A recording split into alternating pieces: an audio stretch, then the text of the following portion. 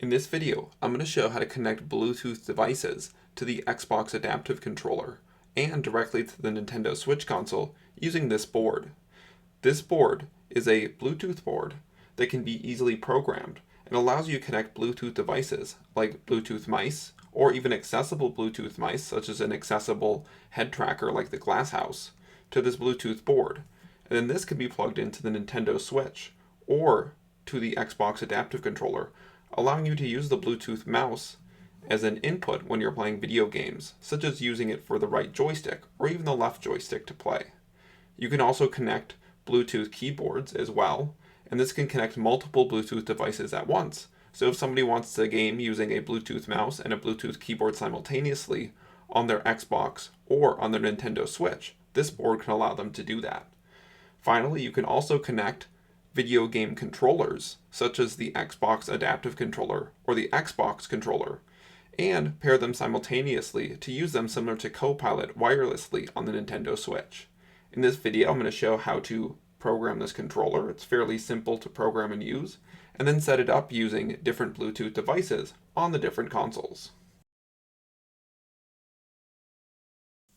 Before you can set up your board with the different devices and console, first you need to flash the firmware on it to allow you to use it as a Bluetooth controller. To do this, plug the board into your computer using a micro USB cable. Then, there should be a button that's close to where the micro USB cable plugs in. Double tap that button twice on the board quickly. A green light should pop up on the board. If a green light doesn't pop up on your board, that probably means you don't have a USB data cable and you need to try a different micro USB cable.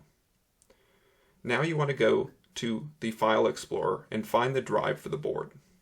Here I've opened my File Explorer, and on the far left side at the bottom, I found the drive for my board, and it should have a name similar to this, and it should have files in it that look like this as well. Now I want to be able to flash the firmware onto the drive of the board. The latest firmware is found in a GitHub repository for the HID remapper, and I have the link to the GitHub repository below the video. Go to this link, then find remapper Adafruit Feather NRF 52840.uf2, and this is the one you want to flash onto the board. To do this, click on it and download it, then take the file and drag it into the drive of the board. And then it should load it onto the board to flash the firmware. Since I already have the firmware downloaded, it won't let me download it again. Now the firmware should be downloaded onto the board, and you can use it as a controller. To use it with the HID remapper software, you can now click Open Device, and you should be able to find it in the program. Then click Connect. Now, in the next part of the video, I'm going to show how to use the HID remapper software to allow me to use it with different devices on different consoles. Now I'm going to show how to connect a Bluetooth mouse and or keyboard to the board and use it with the Xbox Adaptive Controller or directly on the Nintendo Switch console. Every time you use the HID remapper configuration tool and plug your board in, you need to make sure your board is paired. Go to Connect Device and connect it. Then you want to go to the Actions tab. If this is your first time using the board, then it should automatically be in Bluetooth pairing mode, and the blue light should be solid blue on the board. If it's not, click Pair New Device in the program, and the light should turn solid blue. Now it's in pairing mode, and I'll show how to connect a Bluetooth mouse to the device. Once I put my board in pairing mode, I'll now put my Bluetooth device next to it that I want to pair, in this case a Bluetooth mouse. Put my Bluetooth mouse in pairing mode by holding the button.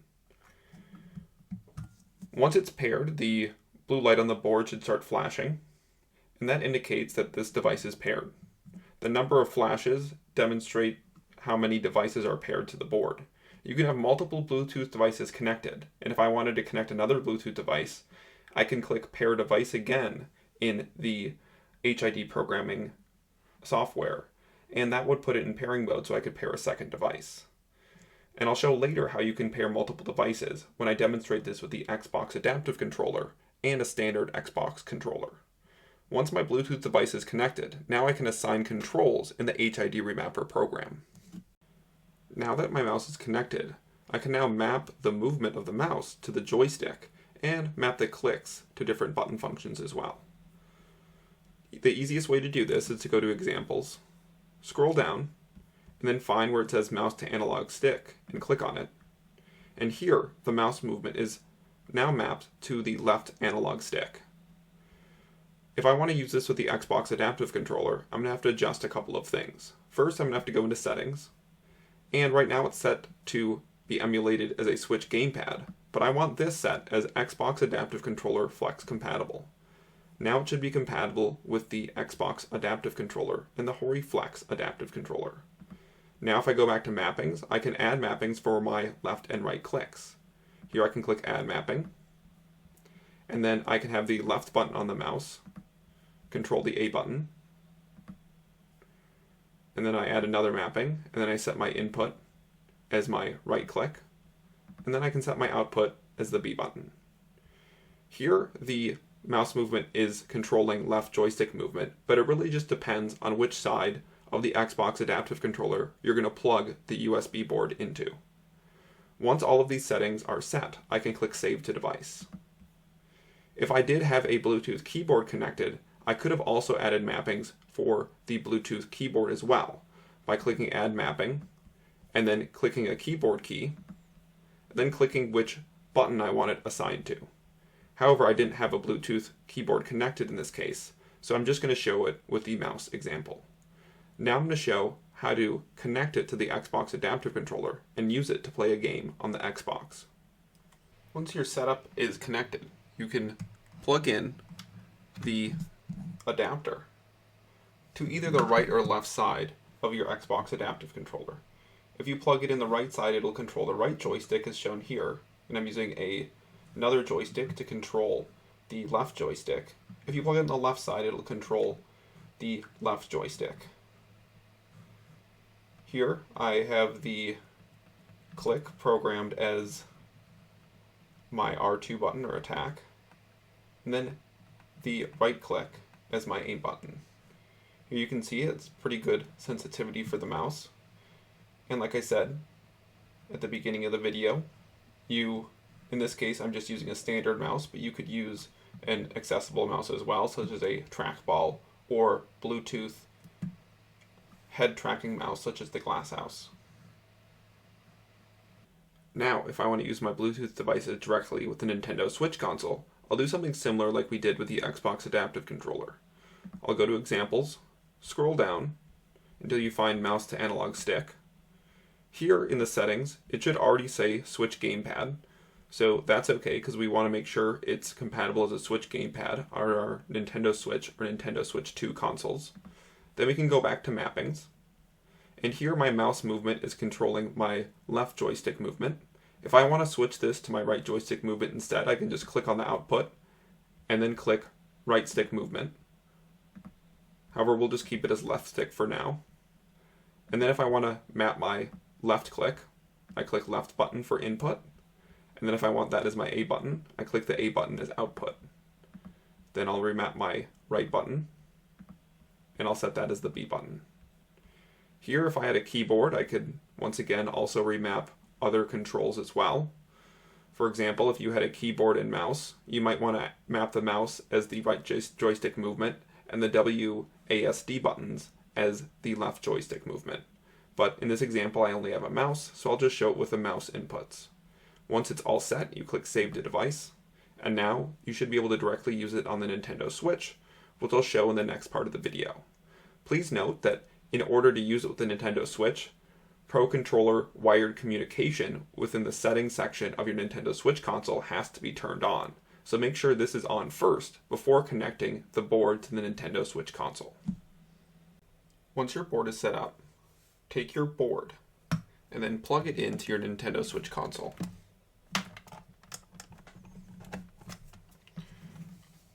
Once your board is plugged in and it's paired to your mouse again, the blue light should start flashing. Now, I should be able to use my mouse on my Nintendo Switch console. Right here I have the mouse movement set as left joystick movement. So depending on what mouse you have, it might not work well for left joystick movement in a game. However, mouse movement does in general work pretty well for right joystick movement. And then I can do my left click for the A button, then my right click for the B button. And here I'm able to use my mouse on the Nintendo Switch console using the Bluetooth board. In this example, I'm going to show how to connect two separate Bluetooth devices together to the board and use them together on the Nintendo Switch 2 console, similar to Copilot. In this example, I'm going to show connecting the Xbox Adaptive Controller and a standard controller together to play Copilot on the Nintendo Switch 2. This can be helpful as the Nintendo Switch 2 does not have built-in Copilot or controller assist, so it doesn't typically allow you to use both controllers together. In addition, both these controllers can be connected wirelessly, allowing you to wirelessly play Copilot using both of the two controllers. To do this, first go into the Actions, and then make sure you click Forget All Devices if there's any devices currently paired to the Bluetooth dongle. After clicking Forget All Devices, the solid blue light should be on, and you should be able to pair the Xbox Adaptive Controller and standard controller, which I'll show next in the video.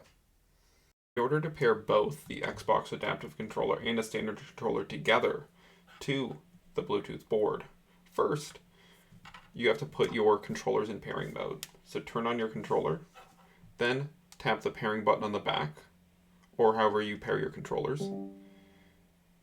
It'll rapidly tap, and then the blue light will start blinking on the board, indicating that it's connected. Now, there's one device connected. Now I need to connect a second device. So go back to the HID Remapper program, and then click Pair New Device in the program. Now it'll go back into the solid blue pairing mode. Now, I'm going to turn on my Xbox Adaptive Controller, hold the pairing button on my Xbox Adaptive Controller, it'll go into pairing mode, and now my second device will become paired, and the light will go solid on the Xbox Adaptive Controller. Now both of my devices are connected, and as you can see, the blue light is rapidly flashing twice, meaning two devices are connected. And I can continue to do this and keep connecting devices. However, for this example, I'm just going to connect these two devices and show you how to connect it to the Nintendo Switch. Once both controllers are paired, now you can go to the Examples tab, scroll down until you find Xbox Controller Bluetooth Adapter for Switch and click on it. You want to keep these settings the way they are and then click Save to Device. And this will save the mappings of the two controllers to convert them to Nintendo Switch controls. In addition, in the Settings tab, it should be output as the Switch gamepad, allowing you to connect it to the Nintendo Switch console. Once again, the Nintendo Switch Pro controller wired communication needs to be turned on, so make sure that's turned on within your settings on your Nintendo Switch 2 console in order for this to work on your Nintendo Switch. Once I have my Xbox Adaptive Controller and standard controller, or whatever controllers I want connected to my Bluetooth device, I can then plug it into the Nintendo Switch console, into the USB port. It'll now go into pairing mode, and it'll connect with my two controllers, and both lights will go solid on both of my controllers. Now, my controllers are connected, and I can use both of them together to play games. Here I have it set up similar to Copilot, where both controllers are connected wirelessly to my Bluetooth device. And I'm able to use both of them side by side to control the same user in a game. You can mix and match different devices, allowing you to create different controller combinations. Please note that not all Bluetooth controllers are compatible. The DualSense PS5 controller and the Nintendo Switch Joy-Cons do not pair with this device. Therefore, it only works with certain types of Bluetooth controllers. In this video, I just showed some of the applications of this device. However, there's many more, as there's many devices you can Bluetooth connect, so you can make a lot of different combinations of connecting controllers, keyboards, and Bluetooth mice to the Bluetooth device to allow you to use it on either the Xbox Adaptive Controller or the Nintendo Switch console. You can also program how the buttons will behave. For example, sticky, if you check that, that will toggle the button in the game. Tap and hold can be used to allow one button to perform two different functions based off of how long you hold it down. This allows you to create different button functions that allow you to more effectively play certain games. You can also do button combinations, so if I wanted the left button to control both the A and B button at the same time, I can assign the left button to do both the A and B button simultaneously. Therefore, there's a lot of different other button functions you can program in it as well to make certain game actions easier for someone who uses an adaptive controller.